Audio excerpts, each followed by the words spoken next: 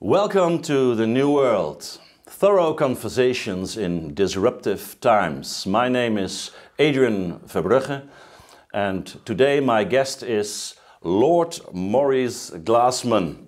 And he's a professor at the St. Mary's University in London, director of the Common Good program, and last but not least, he is a member of the House of Lords in the United Kingdom.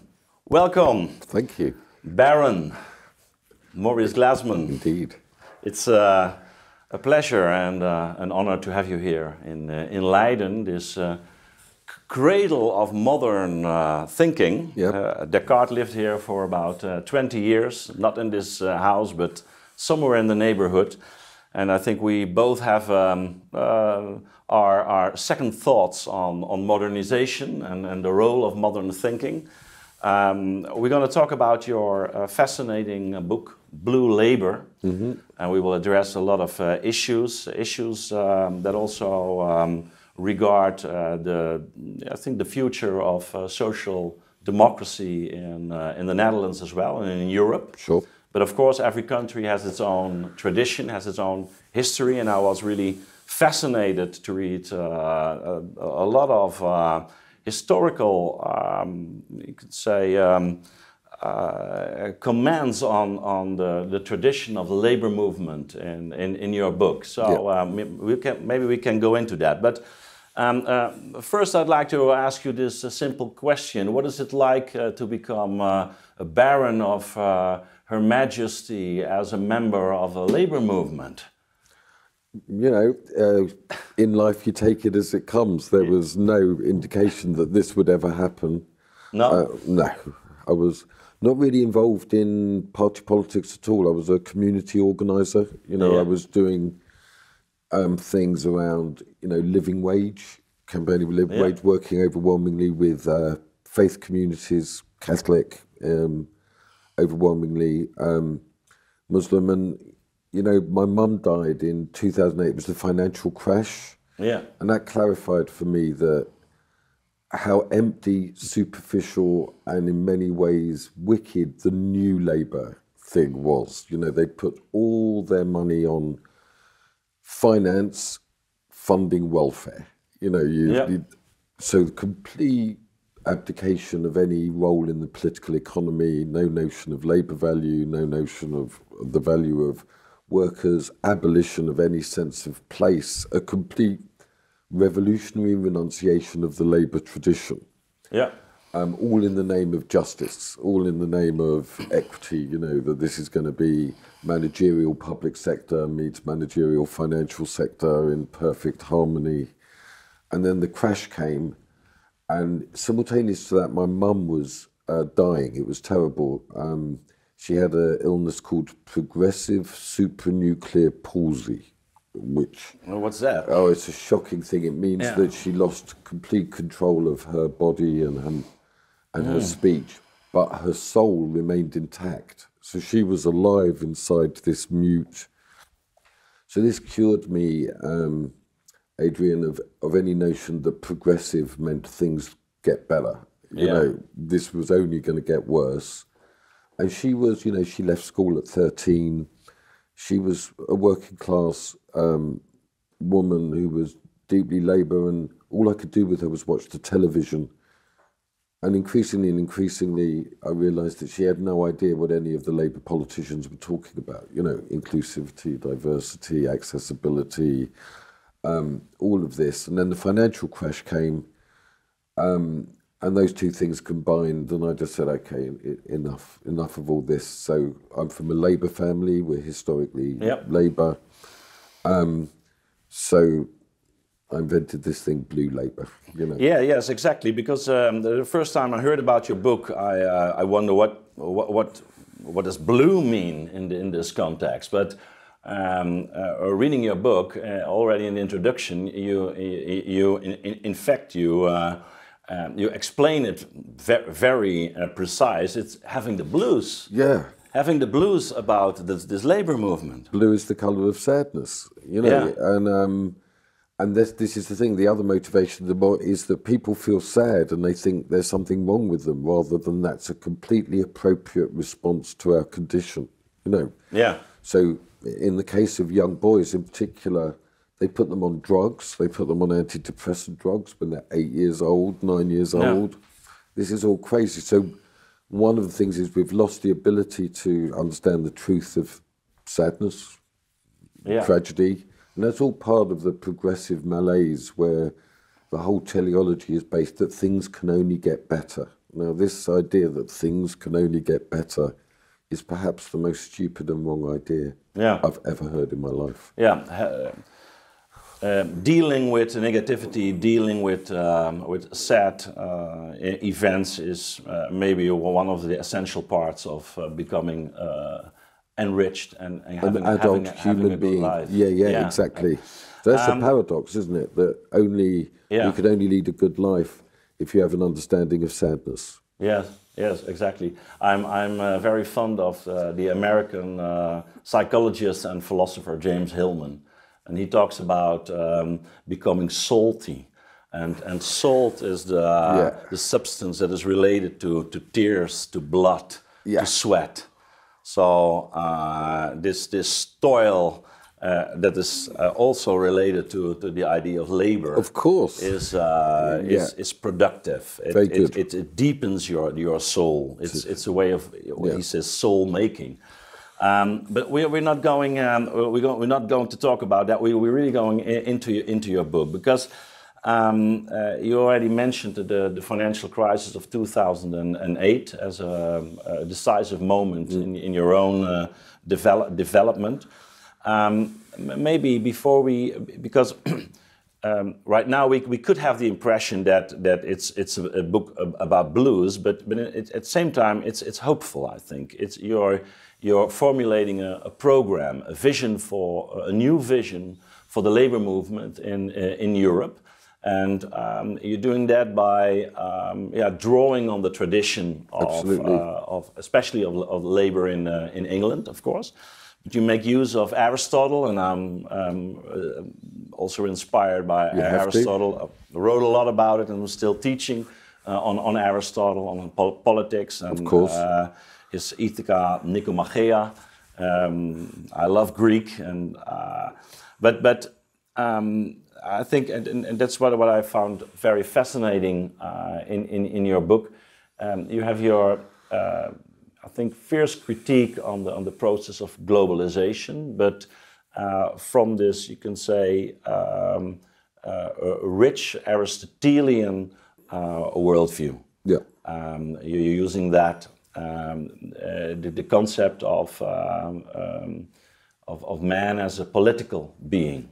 As a being that needs communities to flourish, and from that background, you analyze what went wrong with this process of globalization and what went wrong with the labor movement.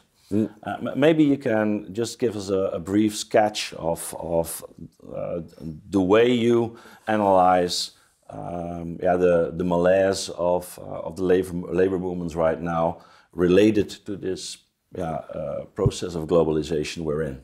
Yeah, so the essential argument is that, you know, we are political, but we are social beings. You know, we inherit a language, we inherit families, so the good life for a person is based on there being good institutions that cultivate values.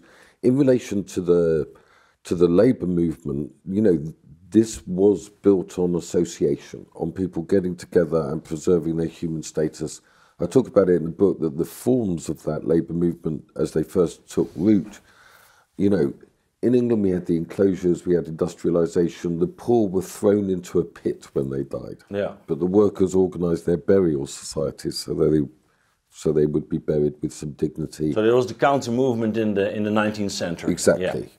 And then they built their building societies so that they could have a home in the world, and they built their labour movement, you know, an educational movement, trade unions, and all of these things to preserve some sense of being human in an essentially in a human world, and they understood fundamentally what capitalism was. And capitalism was based on this. Very important for me is Karl Polanyi. Everybody, Yes, I really yep. recommend The Great Transformation, which is a very Aristotelian The work. Great Transformation, yeah. Yeah, it's a wonderful book. It's a really wonderful book. And so they resisted commodification, the commodification of their lives, and they did that on the basis of democracy and self-organization and those things. But then what I argue in the book is that as opposed to building on this in terms of worker-owned enterprises or, partnerships, we went for nationalization,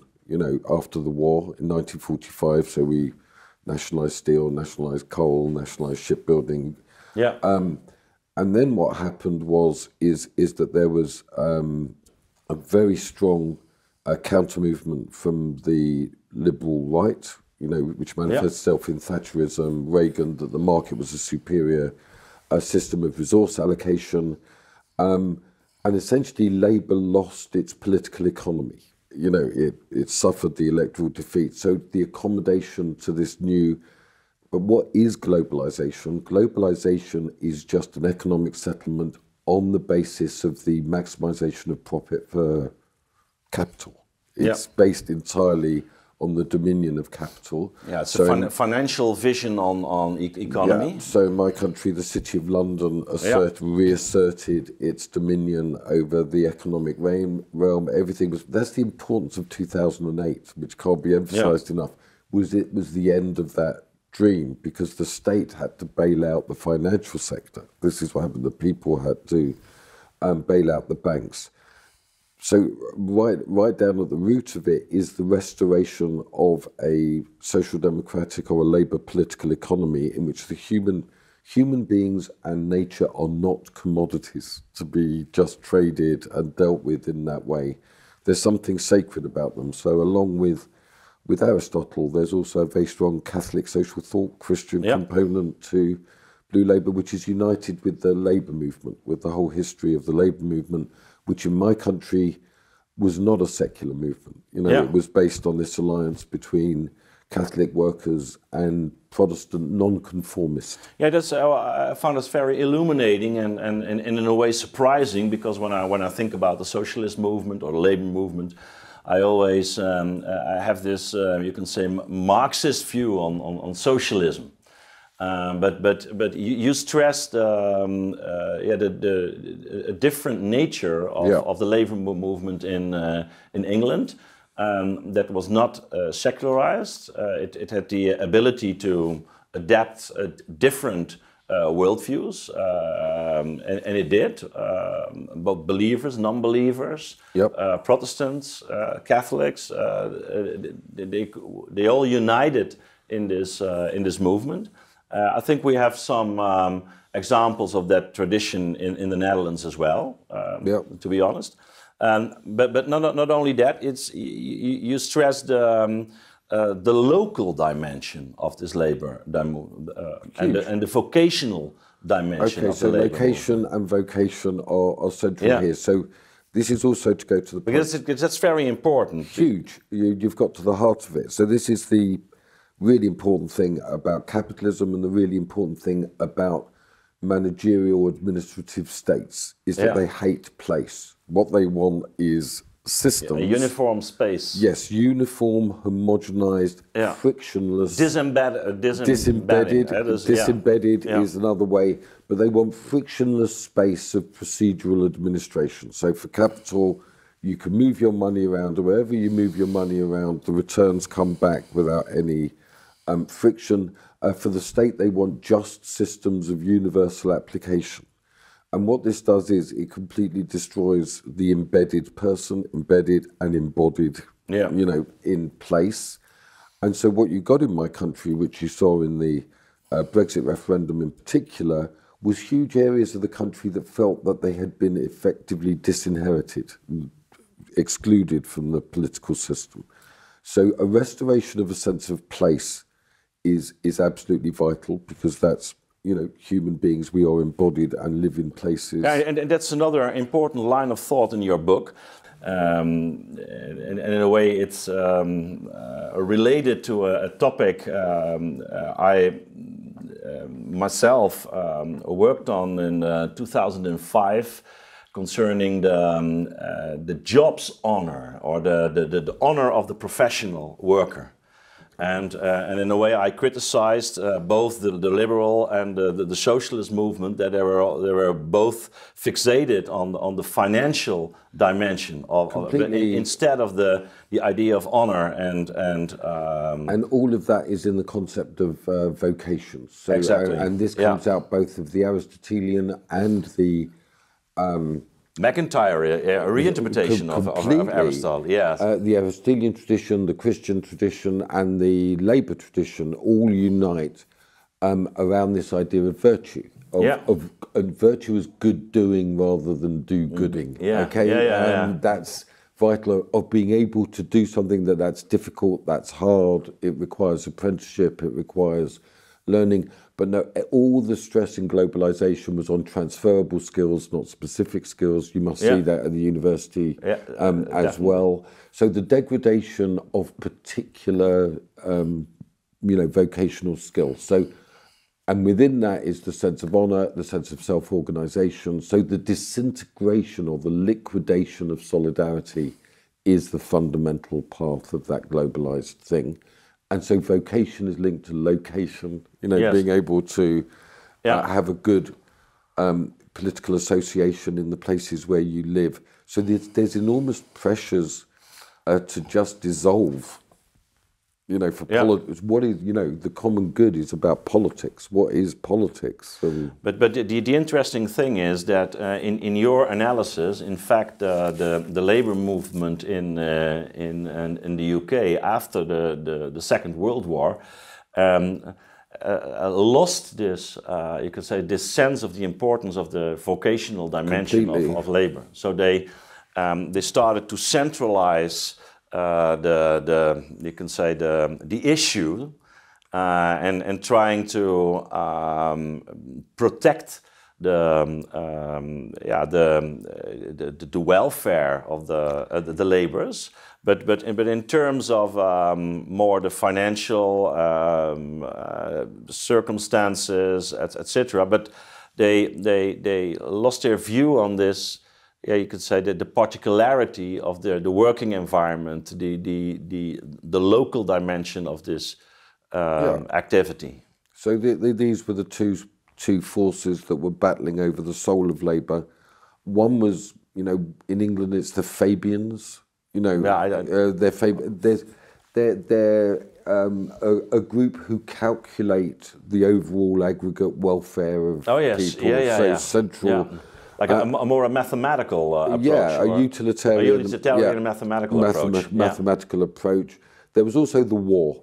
And, the war, and we were in alliance with the Soviet Union, the centralized economy, the war economy. And so the combination of these things meant that the labour tradition itself went into exile. Interestingly, and I'll talk about it a bit in the book, where it came to life was in Germany. I mean, you're very positive on we were the German occupying tradition. power in Germany, and within the British zone, within North Rhine-Westphalia, all of these dissident economists came out, and so what they had there was Mitbestimmung, the co-determination. Handwerk was restored in terms of vocation, regional banks, the Sparkassen, and all the different aspects. So in a way, ironically, Germany was the great beneficiary of the British labour movement's political economy, but in Britain itself, it became centralised.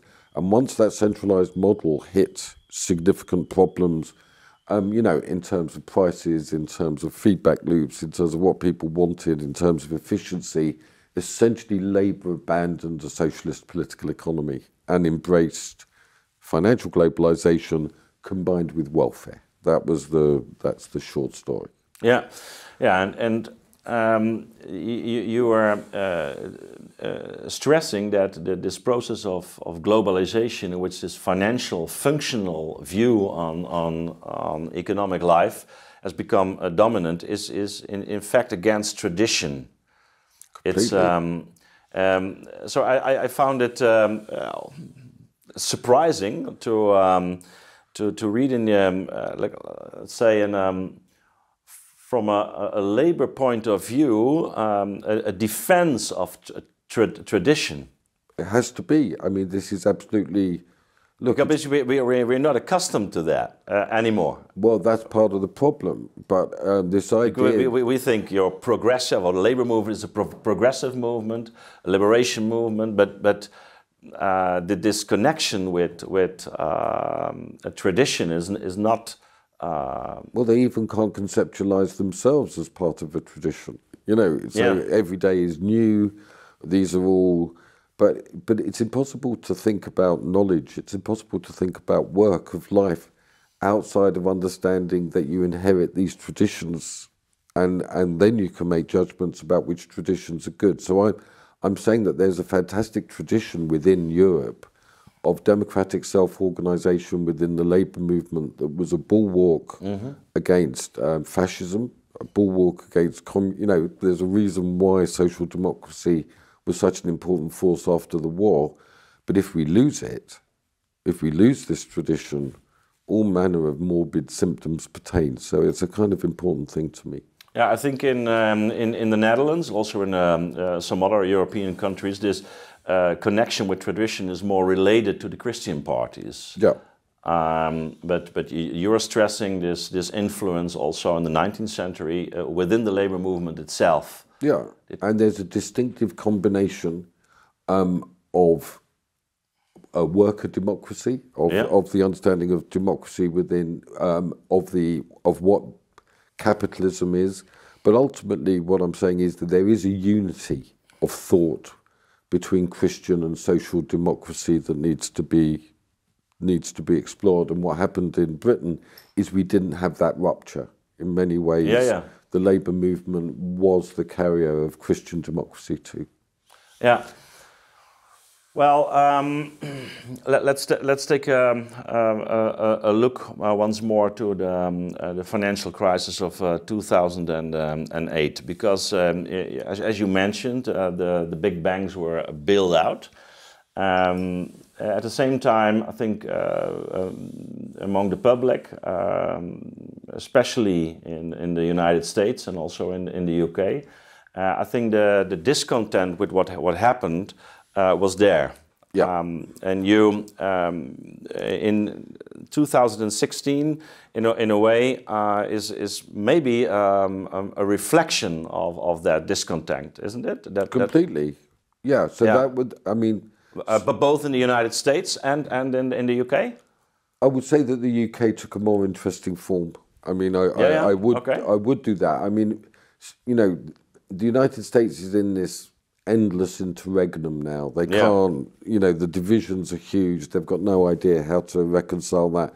But the United States Constitution is a bit like the European Union, Maastricht and Lisbon treaties. You can't do anything about capitalism, really. So it's all culture wars, it's all smoke and mirrors.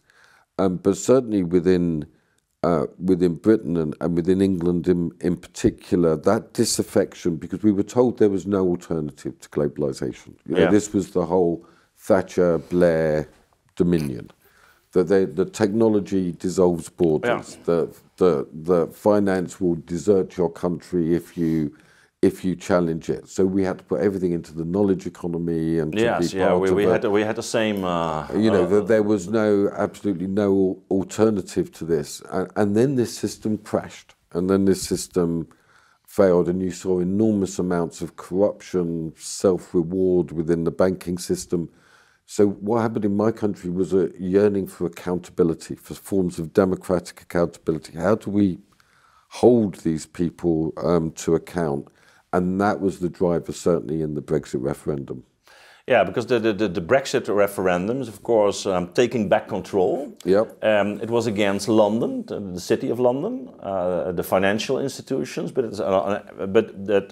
in your book, you're stressing the neoliberal program of the European Union. Yeah. And maybe you can. Yeah. So what you have with the European Union is an extraordinary story of reversal. So what began as as a way of bringing stability to coal miners and farmers and steel workers. It was the iron, coal and steel project with subsidies for farmers and understanding. That's the way it was originated. And a real understanding that that free market capitalism was not an appropriate model for Europe, that there had to be a greater stability of life for farmers and for workers, morphed over time into this huge Hayekian single market where there was no place for state intervention, where there was no place for anything involving place or vocation, and you make an interesting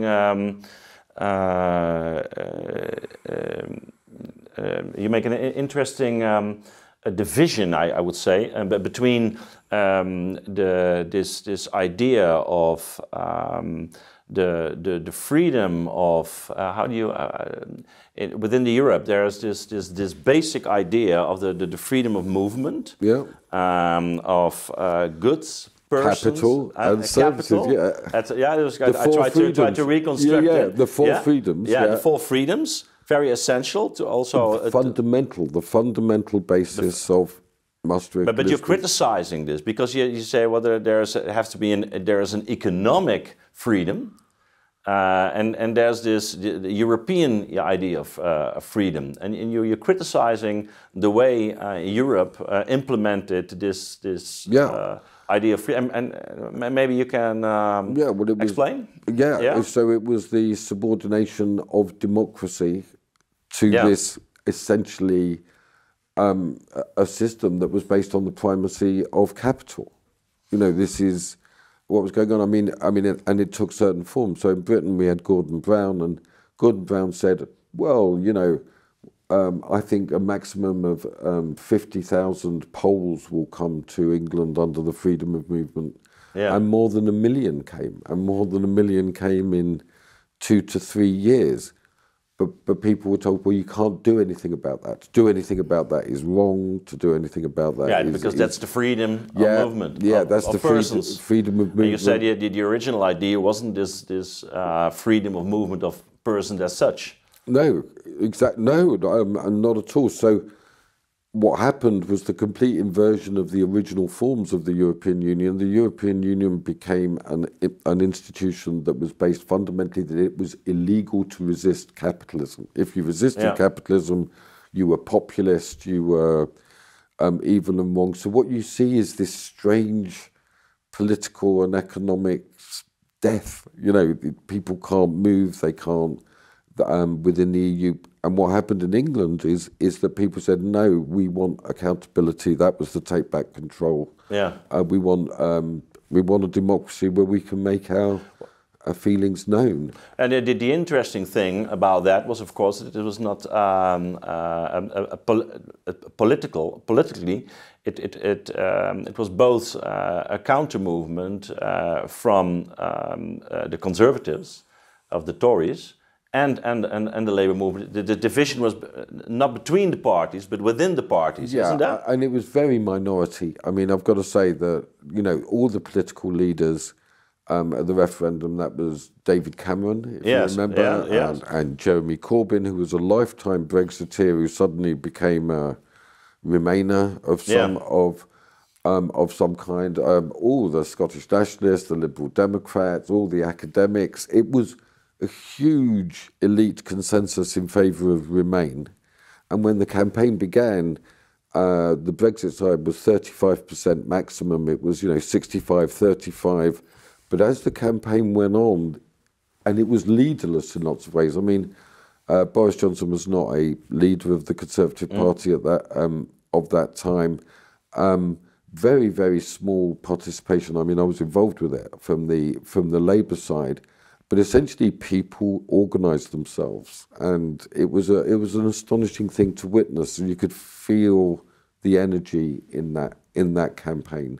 That this was an essential thing to do if our democracy was to be renewed. Yeah, so but it was also a battle within the parties themselves, and a resistance movement. I mean, but it was not between Labour and the Tories. No. It was within the party themselves, but like a counter movement against the European elites or the globalists. Or what? Well, it was mainly directed internally. You know, this was against unaccountable parties that said that in our politics we couldn't do anything because we were bound by the EU. I certainly think you're right that there was an element that we needed a new economic model, that this existing one was broken, and we couldn't do that within the framework of the EU. And really, we're in the very early days. We are now on a new course, and we can talk about that a little bit later on. But first of all, when I remember at the time, 2016, a lot of comments in the Dutch papers, for example, said, well, it was in fact this whole referendum an example of the old England, the older people, the countryside against the younger people.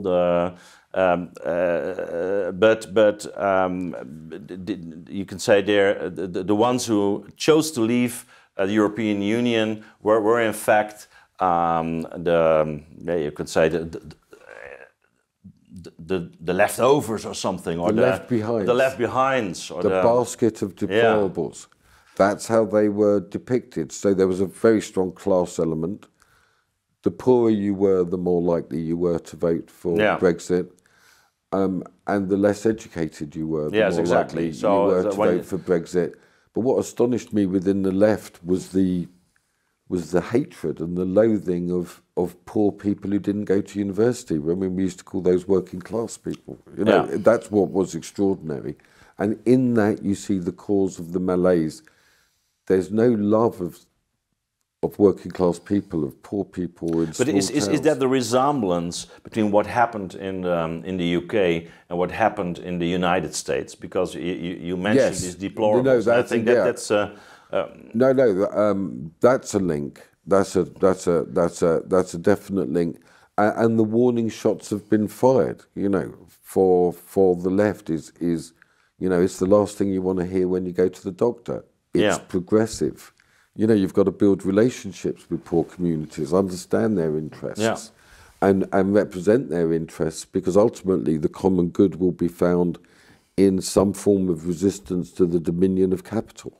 That's the fundamental socialist analysis, which is also present in Catholic social thought, that the demonic presence in the world is this relentless force of commodification, of disruption that comes from capital, and that the democratic politics is the way that you can resist that. But if you have no democratic politics, if it's illegal to resist that, then all you get, that's my lesson, is that we didn't go down that, is that Trump was just a manifestation of enormous disaffection with no political economic project. So it was bound to fail empty. But nonetheless, you saw the waves of disaffection. It's true. Yeah, and it's still not over. We're only at the beginning of this. Exactly. Yeah. Now, taking a look at the United Kingdom right now, you say, well, you can see another atmosphere. Yeah. Is it more hopeful in your view? But it's more real. I mean, it's more real. Yeah, that's what I would say. We're at the very, very early stages. I mean, I'm a historian in the end, so I believe that Brexit and the re-establishment of sovereignty will take 40 to 50 years. Because the mindset was so deeply embedded in a globalized theory, and so many interest universities, the financial sector are so deeply globalized that it will take a while for the politicians and the civil servants and the national institutions to reacquaint themselves with political self-government. But what you see is volatility. You see prime ministers coming, you see prime ministers going, you see waves. I mean, for example, the European Super League, which involved Italian clubs, Spanish clubs and British clubs, within a week it was dead in Britain. the people just rose up and said, you can't have a league where you don't get promoted and relegated. This is a cartel. Spain and Italy, absolutely no resistance whatsoever. So, you know, so there is an energy in my country now. A kind of empowerment. Yeah, people don't like things, they can speak. I mean, it's working itself out. I mean, the political elites are well behind the people. Yeah, you were saying it might take 30, 40, 50 years maybe before you're adapted once again to this state sovereignty. Yeah. But how's the reception of your work right now within the labor movement or within the political community? It's strange, you know. Because you're really having a serious attempt to develop a different language, yeah, and a different way of understanding society. So I would say that within the Labour Party, within the Labour movement, there is a sad and grudging recognition that this is the way you have to, you know, that they... In 2019, we were wiped out in our heartlands, in our very Labour heartlands. And there's a recognition that there has to be a reconnection. So for simple political self-interested reasons, there's an engagement, but it's with a heavy heart. There is a reluctance, you know the Prince album, they still like to be dancing like it's 1999. Everything was still... And because you can also say the elements you're stressing are conservative elements. Yeah, well, they're only conservative if you take such an extreme progressive view that any human attachment is an impediment to your liberation, that any notion of tradition is inherently oppressive. You know, thank God, you know, people in the country still carry a sense of value, a sense of obligation to other people, notions of love, notions of sacrifice, and notions of nation too. That Labour had completely lost touch with, you know. So I would say that at the moment, I'm being tolerated kindly. You know, there's an engagement with the ideas. But on the other hand, you asked about the Conservative Party. Well, they moved with this idea of levelling up, you know, which was the first time that there was any notion of industrial strategy since 1964, you know, within... And what's it about, levelling up? Okay, it's about the state actually getting involved in the renewal of local areas, particularly in the north, particularly in those areas that voted Conservative for the first time. So that's their political self-interest. But they're actually beginning, if you look at the white paper, beginning to talk about regional banks, beginning to have some engagement with vocational training. So an industrial strategy is beginning to form within this, but it's led to enormous resistance within the Conservative Party. You know, you saw Liz Truss with Thatcherism Redux, and now we've got this guy, Rishi Sunak, who's a Goldman Sachs, essentially investment guy, who, you know, can the conservative tradition in my country genuinely recognise the problems with capitalism? It seems that they can't. Can Labour do that?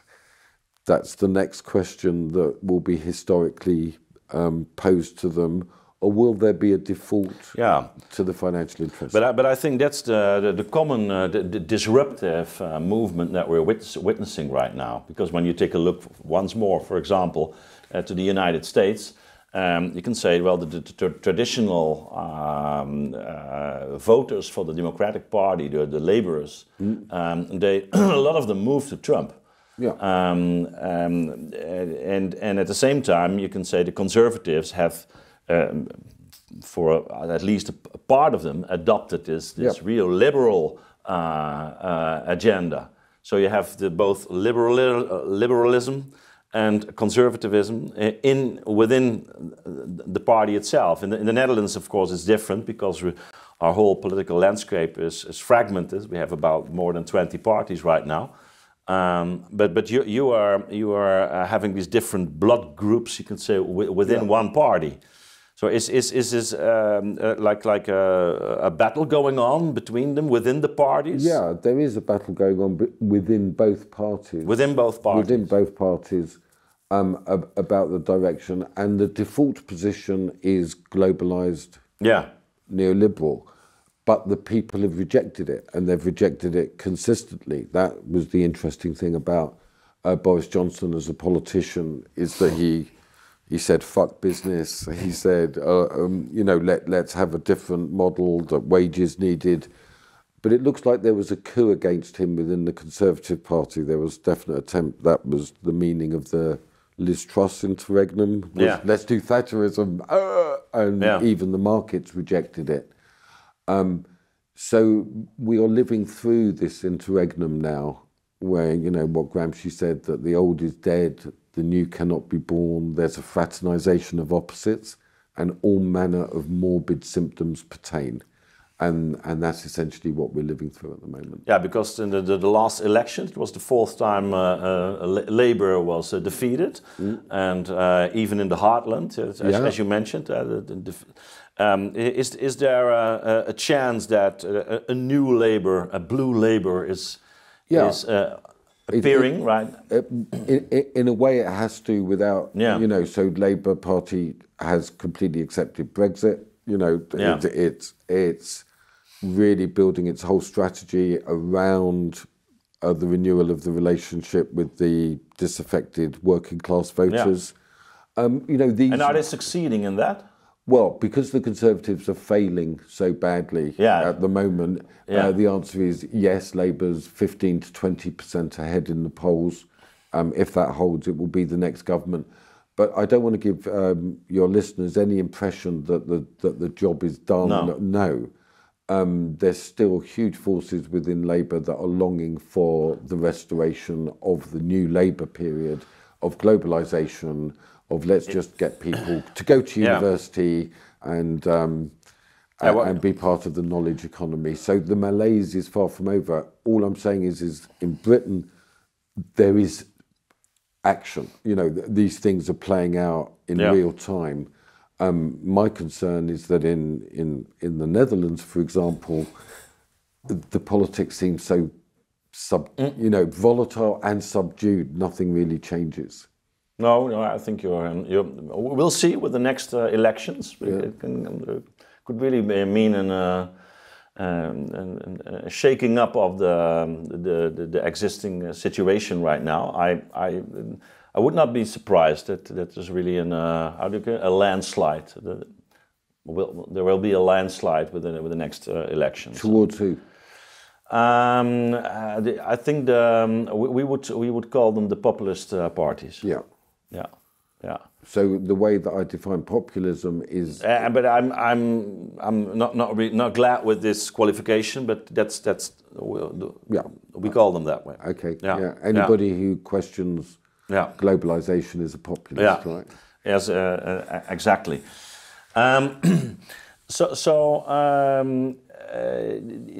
In the Netherlands, and not only over here, but I think everywhere in the Western world, we can see the rise of this new critical theory, the woke movement. When I take a look at your book, you're not really fond of this latest I'm not really development. Not really fond of it. But I don't take it as seriously as many other people at the same time, they're very influential at the universities, and I think their relation with let's say the traditional liberal tradition is also very interesting. Yeah, but it's a kind of logical development of a certain notion of a human being autonomy, outside of all relationships, outside of all tradition, outside of all constraints. Exactly. I mean, Blue Labour's made a decision not to fight on the grounds of the culture war, but to turn it onto the political economy, to try to build alliances. What we find in Blue Labour is that a lot of immigrants from all over the world are far more faithful, far more religious than certainly secular middle class, and that it is possible to build coalitions around the political economy, and obviously that must give communities the ability to honour the things they find sacred. You know, that means you have a very, I could say, I wouldn't say narrow, but a strict sense of who the real enemy is. Yeah, but that's really the financial power. But it's not just the financial power. The financial power has gone into a coalition with the universities, with this woke stuff. So there is a huge capitalist, woke, if you like, coalition going on. But the fundamental driver of that, we are saying, is finance capital. Exactly. For you, it's that's the way you analyze it. That's the way I analyze it, yeah. And I don't think that it has a deep basis in social life. I think this is very much an elite project. Yeah, I think you're right on that. And so, you know, we could devote our whole lives to the madnesses that they generate, but what it indicates is that universities are disembedded. Yeah, Very disembedded. They're part of a globalized system, that there's very strong ideological constraints. For example, in British universities now, I don't think there are any conservative political philosophers. They just don't get jobs. So there's a great amount of groupthink going on within universities. There's certainly not places of free ideas, of the free dissemination of ideas. So there is a crisis within the university system too, that I do take seriously, you know, the overextension. So in a way you're at the university, you're an anomaly. Yeah, and I'm a leftist. And I'm a leftist, and, you know, I'm a leftist. And in favor of Aristotle and Aristotelian way of thinking. Yeah, and deeply grateful and embedded in certainly Catholic thought and Christian thought, but this is the lifeblood of political thinking over 2,000-3,000 years. You know, the things don't. It's just recombination of ideas. So there's a very strong anti-revolutionary thrust in Blue Labour. That's an important thing to, you know, that nothing is completely new. That there's just recombination and reconstitution of old ideas. That's the innovation. The word they love. Yeah.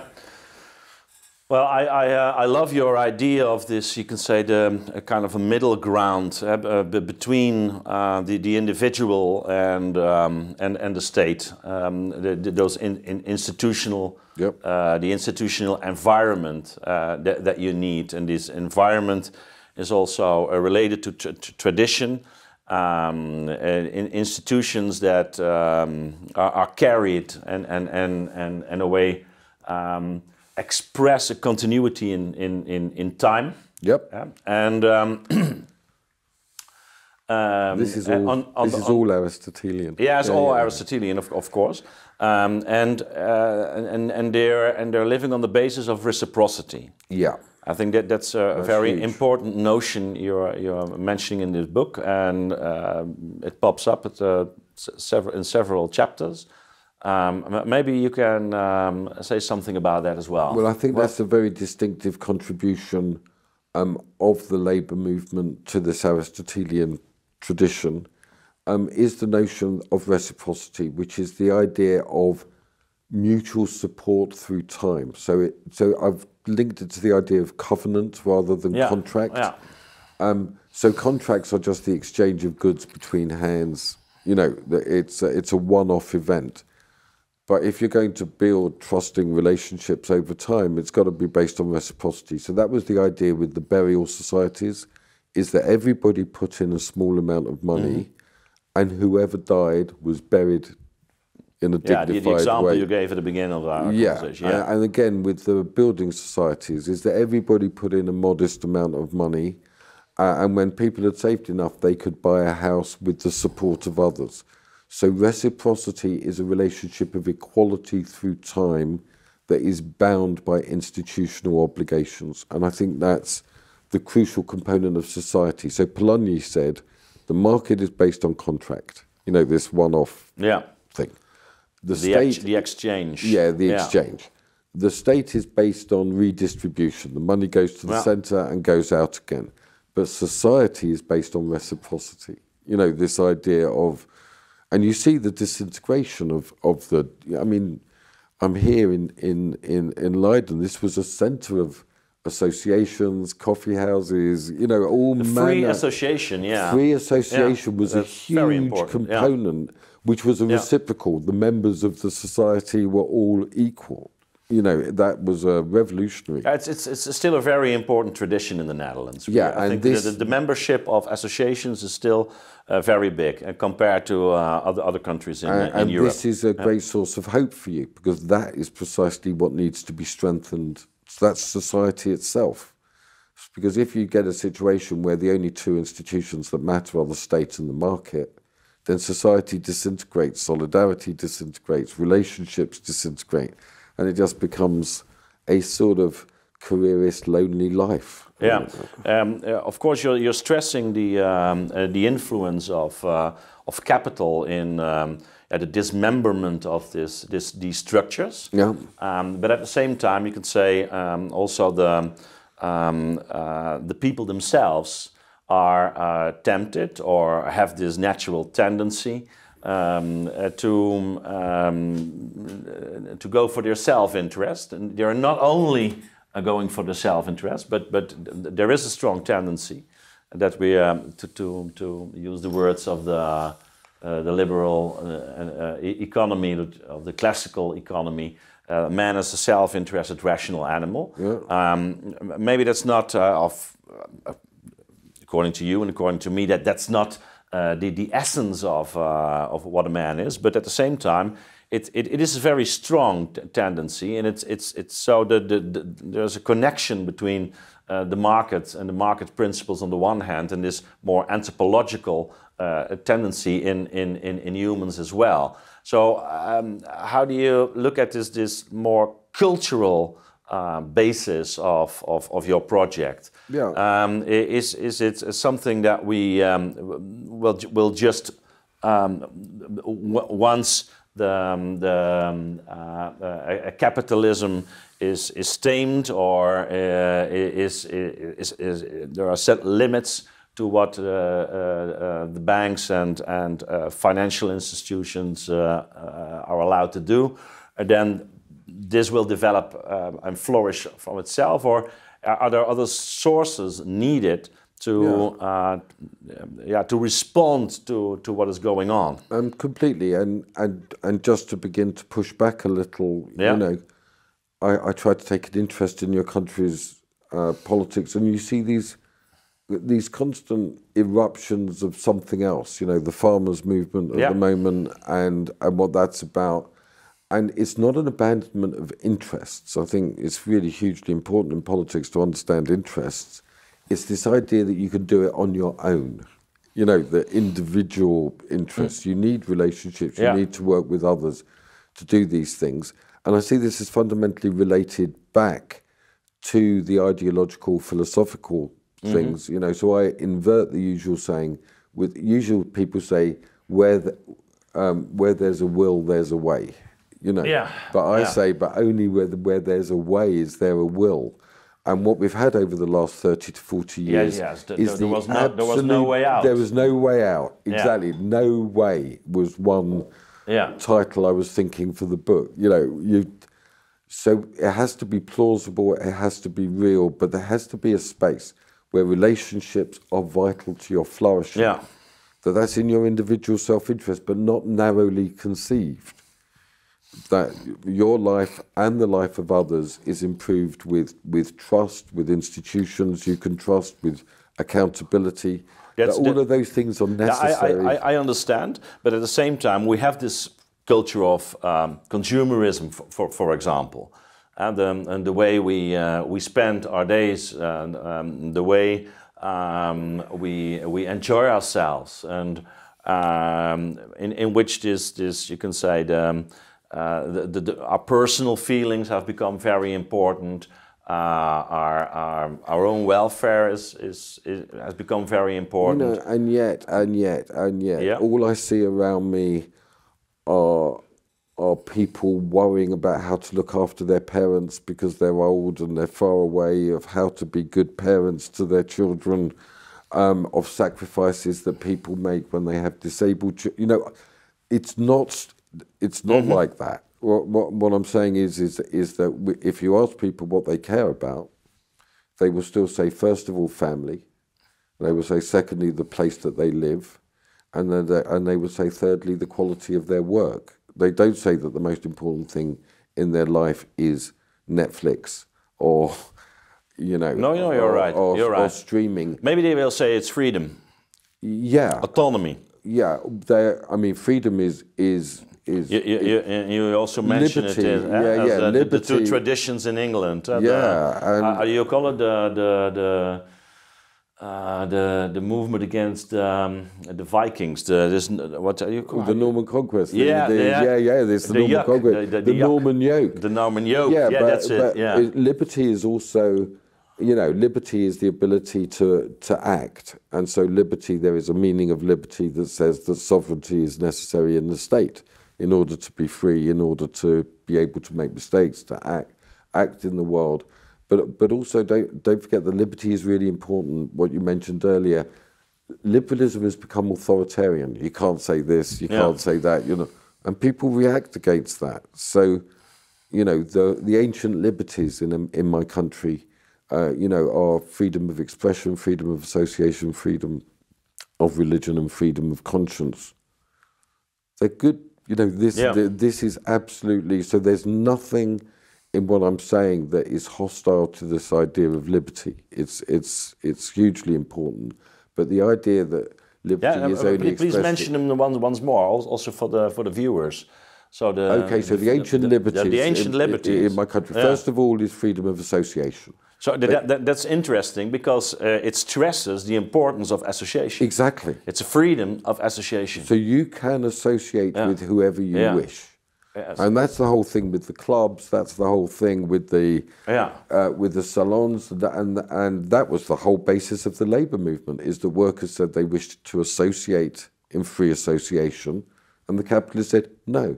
Yeah, you're not allowed to do that. So because you mentioned this Super Bowl or this or was it in football? Yeah, this protest of the the super clubs, the Super League. Club. Yeah, Super League. Yeah, and this has something to do with what it means to be a member of something. Yeah, well, that was a elite cartel. Yeah. No, the football clubs in England, it's nuts, but they still have this pull on local people. You know, the binding to the football club. So the first it's everywhere in the world. Yeah, it's freedom it's part of our you can say the modern identity. Yeah, and even though football has become completely commodified, the fans still don't view it that way. They still view it as they own it. They have a stake in this thing. So the freedom of association is one. Yeah, and that's so interesting just to keep that in mind. The association is an essential part of the good life. And and if you wish to mix with bad people, you are free to do so. You know, that's your freedom. The second one is freedom of religion, that you can choose. You know, there's no coercion in religion. I think that's hugely important. And there's also a way of becoming a member of a church or anything. Yeah. But as you know, in your country, which is the pioneer of this, exactly, you can join and you can leave. You can leave. That's essential. So the multiplication of the different forms of Calvinist faith is a glory to your country. All different forms of. Yeah, dus the Unie van Utrecht, we call it. Yeah, and it's related to the freedom, your third freedom, the freedom of conscience. Freedom of conscience. You can think what you wish and you can object, and you have that. And the third one, the fourth one, is freedom of expression. You know, straightforward. That you may disagree or dislike what people are saying, but they can speak. These are the liberties. These are what we call the liberties. I don't want to get involved in a conversation now because it would take too long. But essentially, since the Second World War, a very great stress has been put on rights rather than liberties and human rights. But this leads to a legal definition of these things, which also begin to turn into their opposite. Where, you know, the classic thing is when rights collide, power decides. So I think we're much better off looking at the liberties and working through the tradition of those ancient liberties. Oh, that's interesting. Also, when you reflect a little bit on what happened also in the Netherlands, but I think in a lot of liberal countries during the COVID times. Oh, yes, because I think that those freedoms, exactly those freedoms, were really at stake at that time. And really threatened. And really threatened. Yeah, and at every level. And they also, in my country, for a period, they closed the churches. Yes, exactly. I mean, institutions that have been open through the Black Death, institutions that we kept our churches open in the war, in the Second World War. They didn't close. The light was always on. You could go to pray, closed. No, I mean, COVID posed... So in the end, the question is, of this project of globalization, is indeed a liberal project, or is it something different? Oh, it's a completely liberal project. Freedom of capital, the rule of lawyers... Yeah, in that sense, but it's... But the rule of lawyers. They say it's the rule of law, exactly. but in fact they want to give lawyers the power to say that's what you can do, what you can't do. The subordination of tradition, the subordination of democracy to the rule of lawyers is all part of the... So homogenous, managed spaces, this is what they're looking for. And in the end that means that the executive power and the juridical power is in fact becomes dominant. Exactly, that's the fundamental analysis. And democracy is always subordinated because of if the rights of property are primary, then democracy must be subordinated if it threatens that, or if it threatens... I mean, for example, it was nutty. In the Brexit debate in the country, there were very, very serious people in the country who said this should be illegal. This whole debate should be illegal because it threatens human rights. It threatens the rights of movement, of free movement, of the four freedoms. Stop it now. I mean, there were movements to the Supreme Court in Britain to make Brexit illegal. You know, that it was a violation of fundamental human rights. So it's the delegitimation. So you've got it completely. The rule of lawyers and finance managers. Yeah.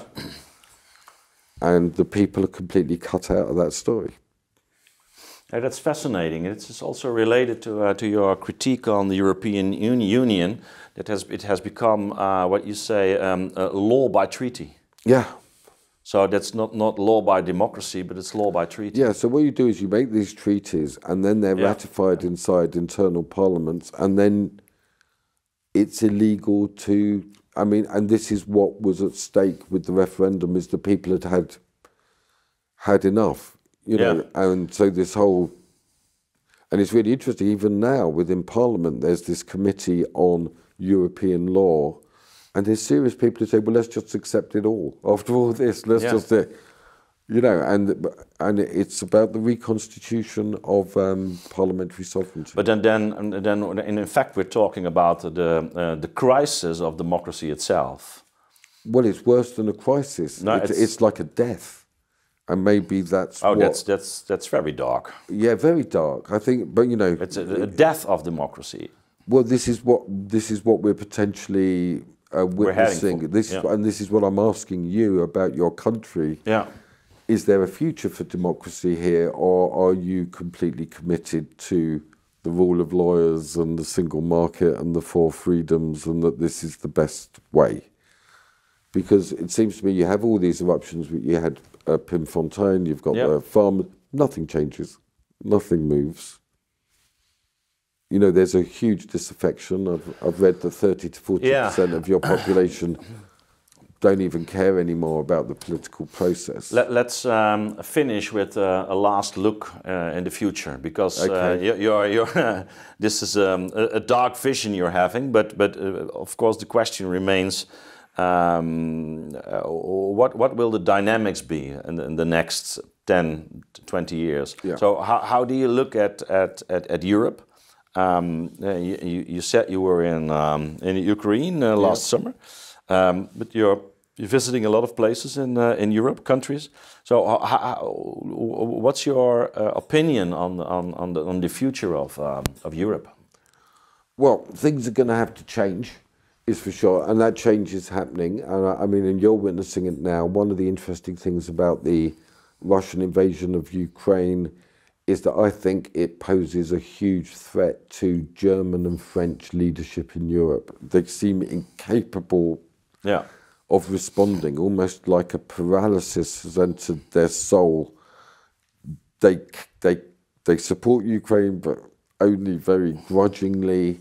So there's a new formation. I mean, certainly no one would have expected Britain to be the leading figure in the European response to the invasion, but that is a reality. I can bear witness to the fact that Britain is developing a much closer relationship with Poland. Poland has its own resistances to the EU, which is constantly trying to interfere with their internal political processes.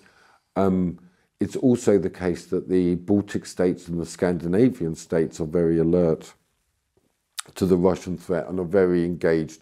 So I think that there's a space, you know, I would call it a federation of sovereign democratic European states, and I would be very interested in developing that particular space. But that implies that you think that the European Union, as it functions right now, can't continue the way it does. It can't. That's what I'm saying. It will be. It cannot cope with the political, external and internal political pressures, because it's so bound by the treaty laws. But beneath the European Union is an agreement between Germany and France for shared dominion over the space. Yeah.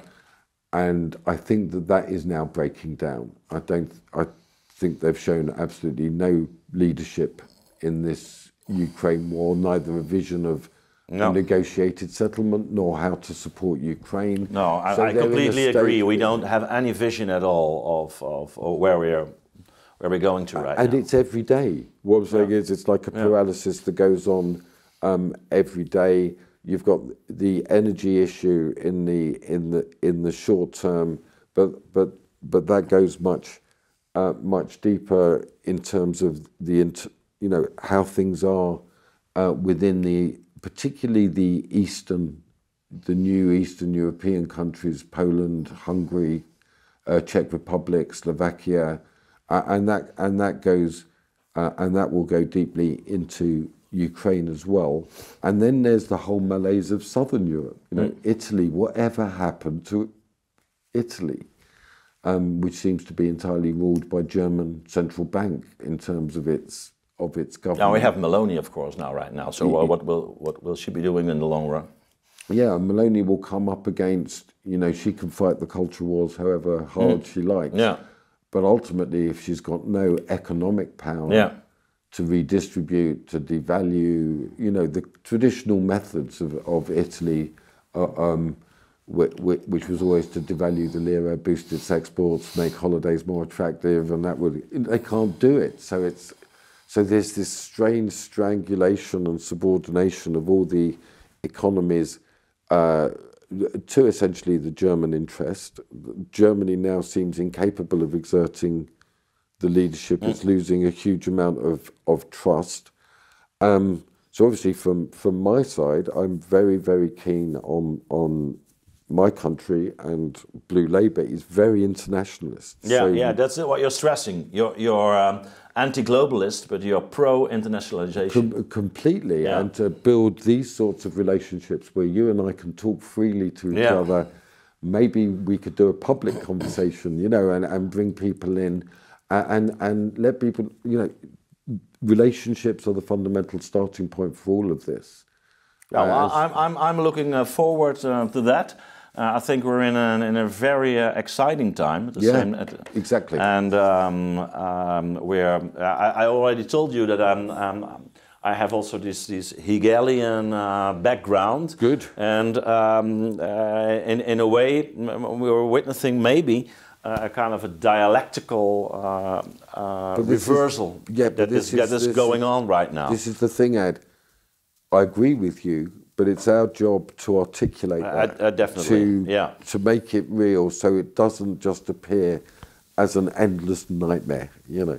Okay, well, Lord Glasman, I thank you very much for this very inspiring conversation. And thank you very much for hosting me. And a nice meeting you. Really lovely. Yeah. Great.